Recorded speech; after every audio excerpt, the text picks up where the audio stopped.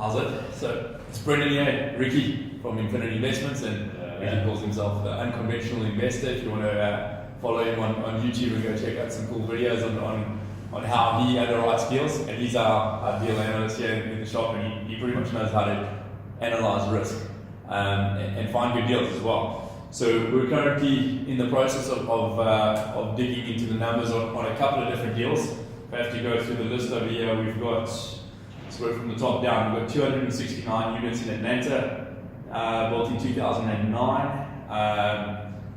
We've got 246 units in Smyrna, Georgia, built in 1985. We've got 300 units built in 1985 in Norcross, in Georgia. As you can tell, we like Atlanta. We've got 180 units in Fort Lauderdale, Florida.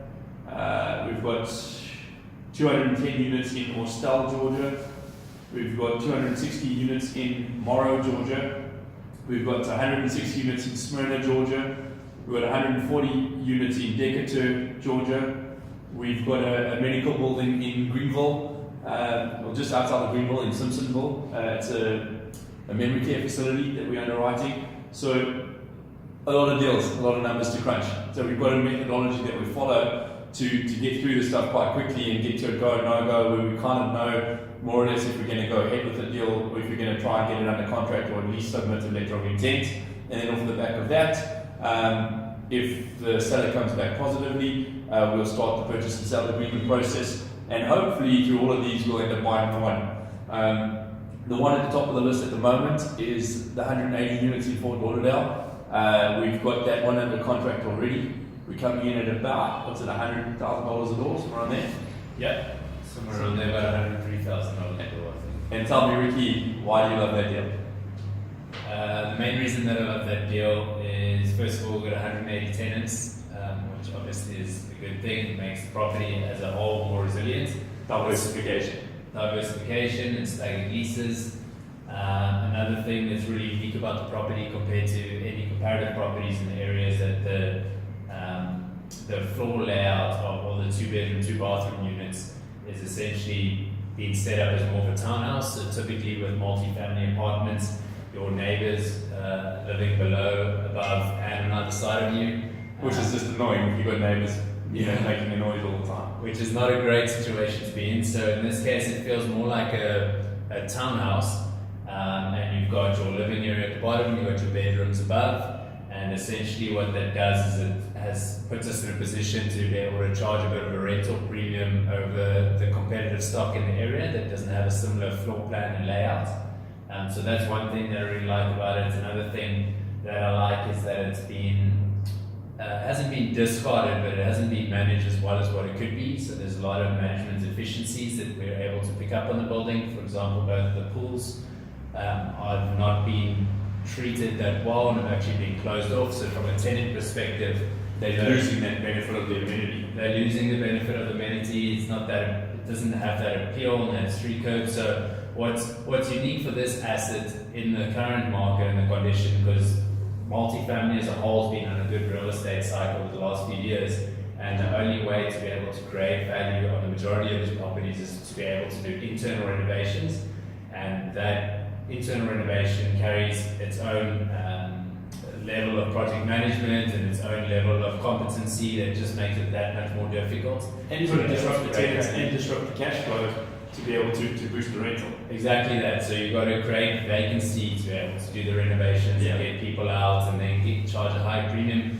Whereas in this case, we've come across an asset that there's a lot of external renovation work that we can do at an affordable price that could sort of deem a higher rental premium than what we're currently getting on the property, and that'll be able to create those rental bumps. So through a fairly simple value add proposition to the external of the building, we're able to increase rents, whereas most of the other assets that we've looked at, the external renovations have already been done. So the only way for us to create value is then to do the internal units, which is also a great strategy, but it's more hands-on. So we've got much more time consuming because you've got to wait for those tenants to come up on renewals and exactly vacancy, so you've got to take into account the cash flow effect. So I want to dig into one thing you said earlier. You went into a lot of different reasons why you love it. So Yes. clearly you love it. We've got more. We've got more. Let's dig into the one. Yeah. So there's one particular one that I want to dig into now for this video. I think we'll go into a few of the other ones later. That's a type C product in a kind of lower end type B neighborhood. So there's good scope to uplift the value. But I want to talk about buying one property versus buying 180. And why did you change your focus? Because I know you and your dad bought a couple of properties way back when we first started doing business together. Yeah. I bought some myself. I know my reasons why I changed, Yeah. but maybe you can give some insight into why you changed. Perfect. So I mean, we're actually looking to offload 2 of those properties at the moment that we did buy to be able to invest more in multifamily properties. So the thoughts of this are very fresh on my mind. so the biggest, I didn't plan this at all. so the biggest issue that we have with single family residential is when we lose a tenant. That's that. So there's no income. We generally need to pay in on the property. So that's the first issue that we have, and those things do happen. It doesn't last forever. The tenant does leave.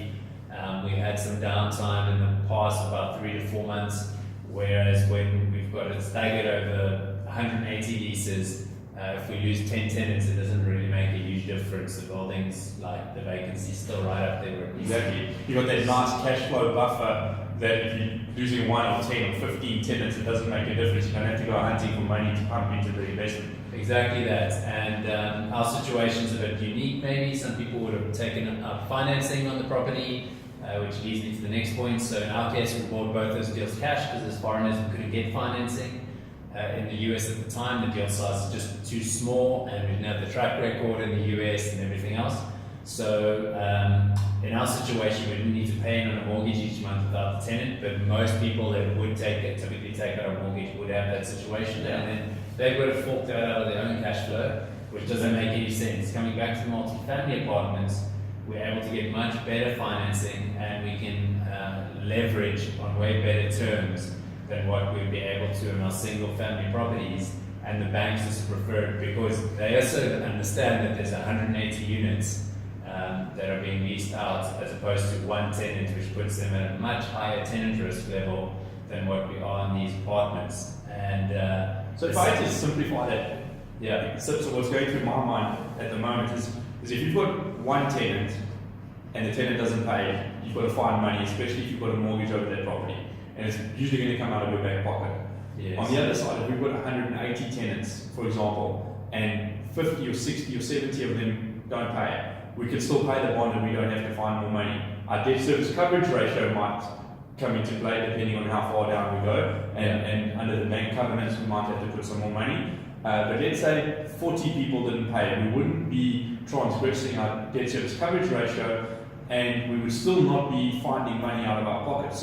So we're 40 times better off in a multifamily product versus a single family home in terms of risk. Correct. I mean, it depends on the product and what the purchase. I'm simplifying it. Yeah. But that's definitely the situation. And what about those renovations when you want to put a new tenant? Yeah. So because I had that, I had to spend $10,000 on one of the homes in Atlanta that we owned when the tenant left. Yes. To fix it, and then wiped out my whole. I also bought cash. Yep. And wiped out my whole year's income. Yeah. So I mean, we've had the same experience. Not our whole year's income, but about 6 to 8 months worth of income wiped out on a single tenant replacement, having to repaint internally, and then also redid all the carpeting, just because it wasn't in a situation where it could be upheld. Another issue that we have a lot of the time is because we're buying a single property, especially if we're in a nice neighborhood. In our situation, one of our properties is part of a homeowners association, and every single week we get a flippin' bowl for our tenant that just left the bin standing 1 centimeter to the right and it should have been 2 centimeters to the left. And those fines are hefty, and trying to manage it yourself from this side of the world is not a great experience. Exactly. Whereas in the situation where you're buying the whole apartment complex, you're in control, you are the homeowners association, you determine the. And we've got on-site people, so we're in control, but we've got a maintenance crew on site. So if we're buying 180 units, we've got 4 staff members on site all day, every day to deal with small maintenance issues, with tenant issues, with rental collections, all that type of stuff. So we just don't have to think about it. Exactly that. So that was going to be my next point, was the scale. Yeah. So we've got economies of scale over there. We can't afford someone full time on our 2 single family homes in America because it just wouldn't make any sense. But when you're buying as part of 180 units, you can have full-time staff allocated and dedicated to that. It just makes so much more sense. And it makes so much more sense, and your expenses are a lot more predictable because you've got it's treated as an institutional professional asset with the right accounting in place, so you can see over the last 3 years, this is what the income and expenses have been, that's how it gets allocated. They're very professional level managers managing the property that you can pull reporting from, which you just don't get on single family. Yeah. So expense ratios are a lot more predictable. I mean, I know on my single family homes when we were running and stuff, and the condos, because we had quite a few condos in Orlando as well, and our cost of management was usually 8 to 10% of the rental income. Plus a placement fee, so it would usually be the first month's rental as a placement fee and then 8 to 10% ongoing. Versus, when we were buying 140 or 180 or 200 units at a time, we've got that cost of staff on site, but then for a professional management crew, we're paying 3.25%, somewhere around there, on our rental income compared to 10%, which is much, much, much better. Absolutely. For much more professional service as well. So I'm just finding it simply a no-brainer to rather buy. And I think a lot of people get caught in the quandary of control. So if I own a house, I can sell it whenever I want to when things are going badly, and I can get out of it, and because I have the control to do that. And I think that's one element where syndication perhaps doesn't have the leg up on owning your own stuff. But if you can't afford to buy 180 units on your own, and it's still significantly better, then foregoing that control to have a much more stable asset with lower risk, with better debt, with better management, I think it's okay to relinquish that in favor of a much, much, much better investment. While at the same time we've got controls in our operating agreement that do protect all of our investors that partner with us. We do have minority protection clauses in there. We make sure we hold all of our management guys accountable. We hold our US team accountable on that side. And most of the time our investors never really want to leave. We've had 2-3 investors exit their investments early, and usually that's for a life event that's changed in their life. So maybe they're moving overseas, maybe somebody's died in their family, something like that.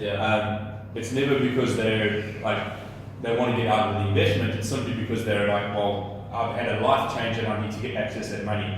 And most of the time then, the existing investors have bought them out at par value or better. We've never had somebody get out at less, to my knowledge, than anybody else. No. And we've done, between Rikki and I, we've transacted over $500 million in the States in the last 5 or 6 years. So it's been a substantial amount, and not once have our investors exited with less than their capital in a syndicated environment. So I think where people have the perception that it's difficult to get out, usually it's quite easy to get out of a syndication because you don't have to market the property. You just send a little email out to the existing shareholders and say, I want out, will somebody please pay me? A week later the money's in your bank. Versus if you've got a single family home and the market's at the wrong time or something like that, all of a sudden if you're trying to sell that and it's on the market for 6 months and you're paying bills for those 6 months and you hope that something happens, you think you have control, but the market is telling you a different story. So I mean, we found that's happened often. I mean, it's kind of the situation now too. So if we want to get out, it's going to take time. We don't have a group of other investors on the table that are potentially willing that we can just go directly to because they're so happy with the performance that they'll buy. Which is what we found based on the track record, is that typically there's someone available to buy. That said, we can never guarantee liquidity because we don't know. But typically through our experience, we've always seen it going well, and the idea is to obviously hang on for the long term if you really want to see the results of your investments. So if you guys find this entertaining, please like, subscribe, share the video, do whatever you want. Don't share it, that's okay too. Hopefully you're investing in multifamily stuff. If this stuff makes sense and you don't have time to go and dig into the deals yourself, get hold of us. We're always looking for like-minded partners who are in it for the long haul, who really love real estate, We love what we do, and if you ever want to come with us to the US to underwrite a deal with us, you're welcome to. Just got to pay your own airfare, your own accommodation, and you can join us on a deal hunting trip. Rikki's going over the next couple of weeks and going to check out some deals, and I'll be there later on this year. And I look forward to meeting you guys. Thanks very much for watching. Cheers.